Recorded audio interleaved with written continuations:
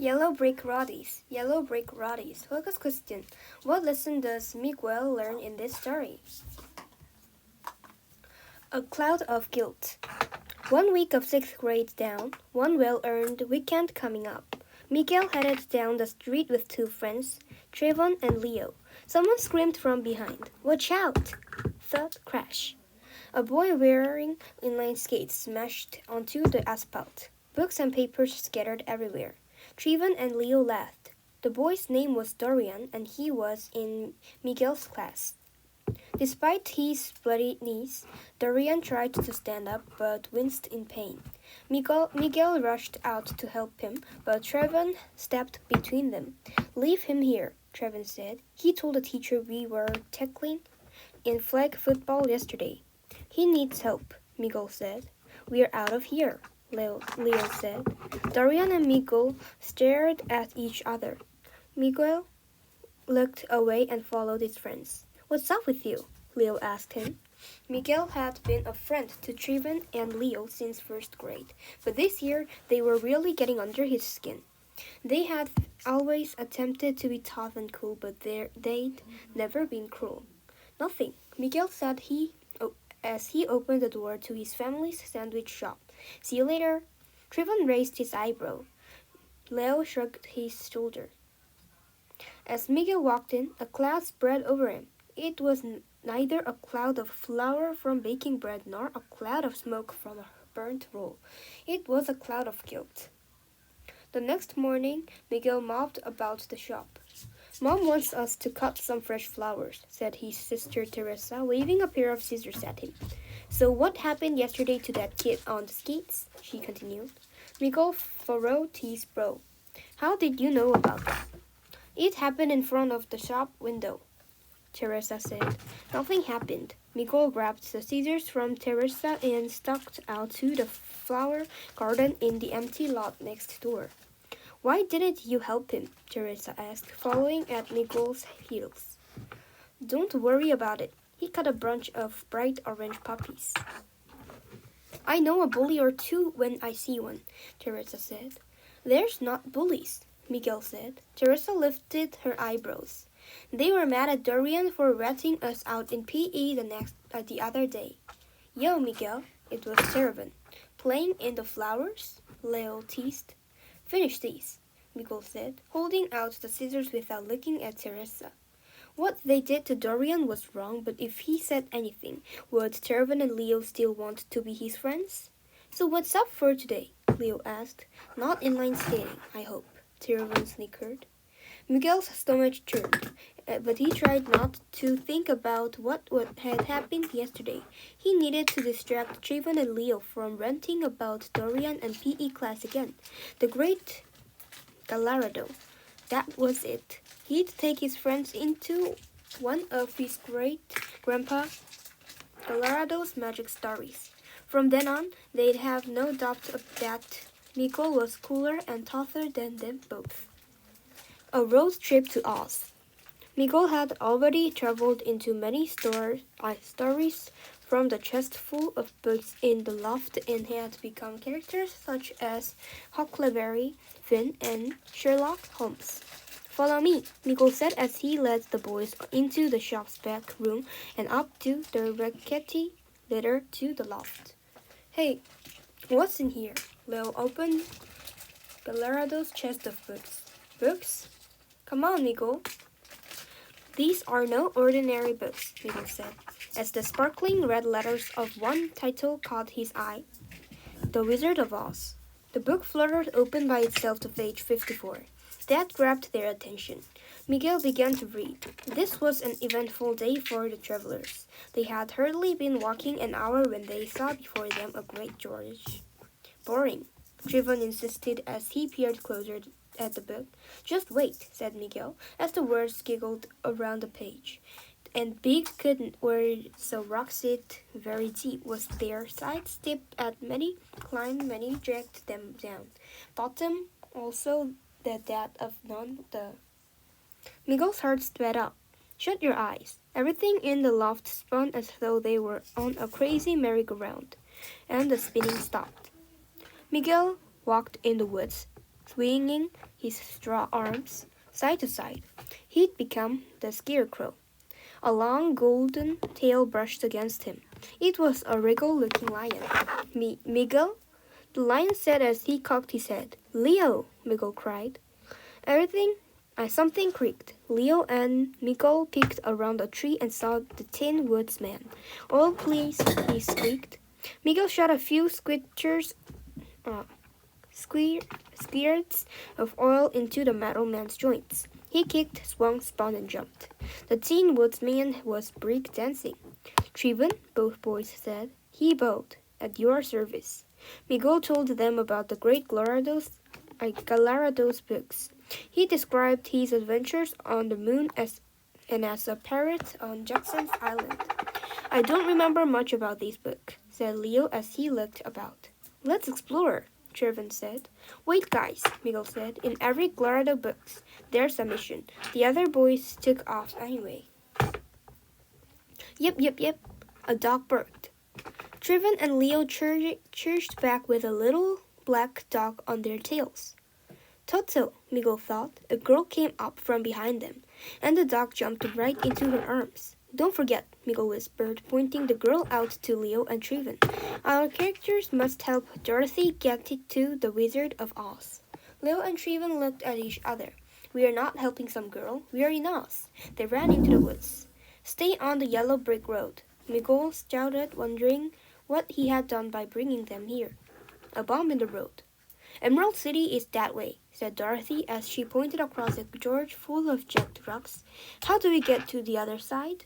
Miguel had read The Wizard of Oz to Teresa. He remembered aloud. Lion can jump it. Yes, we can ride on his back, Dorothy said. I'll find him, Miguel said. He tramped through the trees until he came upon Lion looming in a cave opening. Leo, what are you doing? Miguel asked. In the darkness of the cave, a raccoon and rabbit trembled. Miguel frowned. I'm king of the forest, Leo roared. No one can touch me. We need you to give us a ride across the gorge, Miguel said. Nobody's riding on my back. Dorothy needs you, Miguel said. I'm not going to spend my time here in Oz taking care of Dorothy, Leo stated. Miguel muttered something about courage under his breath. Leo faced Miguel. What did you say? Nothing. Miguel looked around for Trevon. Miguel remembered his axe could cut down a tree to make a bridge. Trevon stood within a mass of hacked-away trees. I'm Paul Bunyan, he yelled. I'm strong enough to cut anything. Watch. Trevon drew his axe over his shoulder, bringing it down. Thwack! Across an evergreen tree at least 5 feet thick. The tree sawed, casting a dark moving shade across the ground before it slammed against the dirt, causing vibrations like an earthquake. Why did you do that? Miguel asked. You've destroyed his whole part of the forest. I'm superhuman. Trevon whacked his axe against a small boulder, causing a spark. Stop! Miguel grabbed at an axe handle. Dorothy needs to cross the gorge to get to Emerald City. Who cares? Trevon said. I'm not going to waste my superpowers on Dorothy. Miguel mumbled something about not having a hurt like the real Tin Woodsman. You got something to say? Trevon barked. Miguel felt hot. He shook his head with regret, and then his heart dropped. If Dorothy didn't get to the wizard, would he ever get home? Stay on the yellow brick road. Dorothy and Toto were busy building some kind of contraption when Miguel got back to the gorge. What are you marking? He asked. A slingshot. Dorothy pulled a big, stretchy band tied between 2 pine trees. A piece of leather functioned as a seat in the middle of the band. Where do you get the supplies? Miguel asked, feeling the stretchy band. I'm resourceful, she answered mysteriously. You're going to fling yourself across? I have no choice, Dorothy said. I have no lion to ride on and no woodsman to chop down the tree. I'm sorry about that.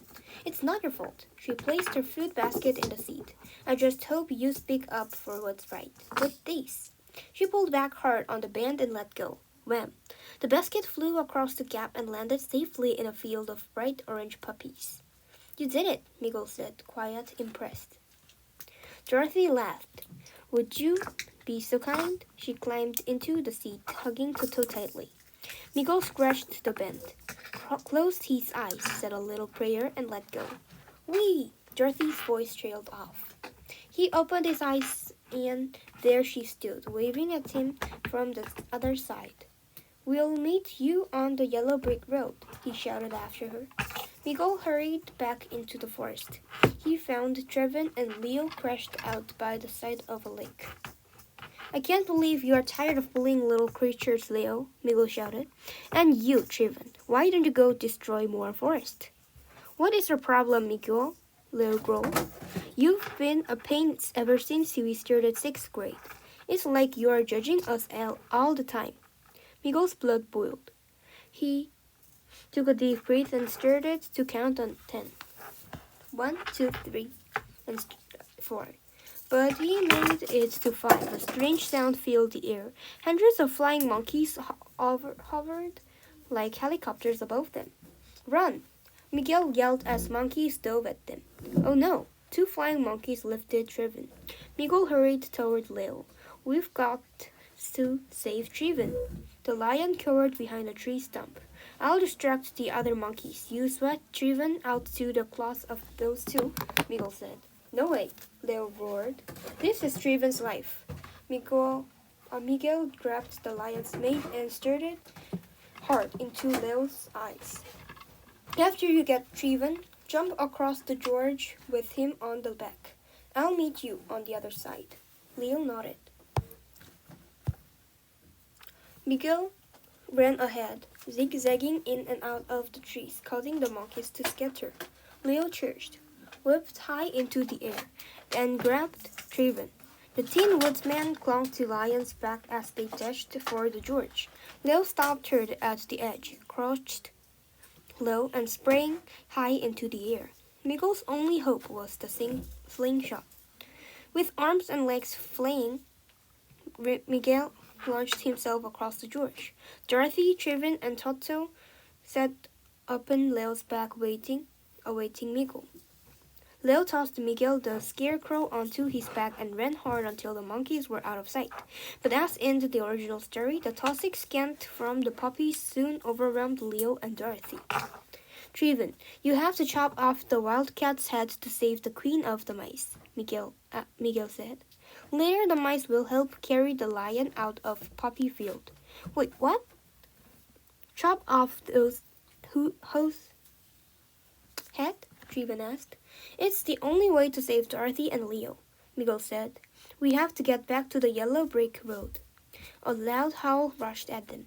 Forming at the mouth, a huge wildcat chased a tiny mouse through the poppies. The Tin Woodsman clanged his eyelids shut and drew back as a axe. Miguel closed his eyes too. A cloud of thought and emotion swirled about his head before he awoke in the loft with his 2 friends. They had done it. Dorothy and her gang were back on track to Emerald City. Was all that real? Leo asked. Miguel nodded. That was like a bad nightmare, Trevin said. Miguel had a huge lump on his throat. You 2 were the nightmares. Trevin and Leo stared at Miguel. All you care about is yourselves, Miguel said.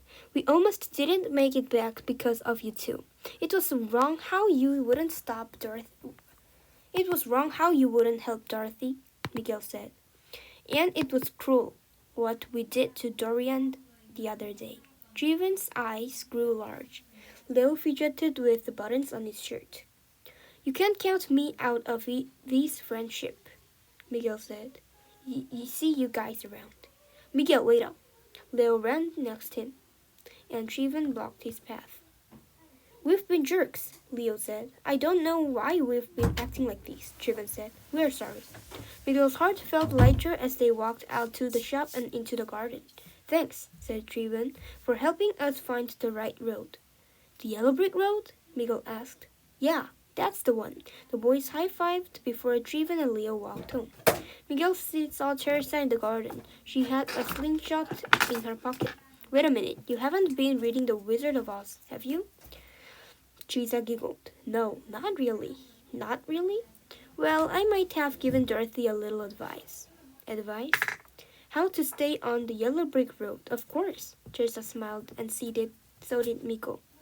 He put his arm around her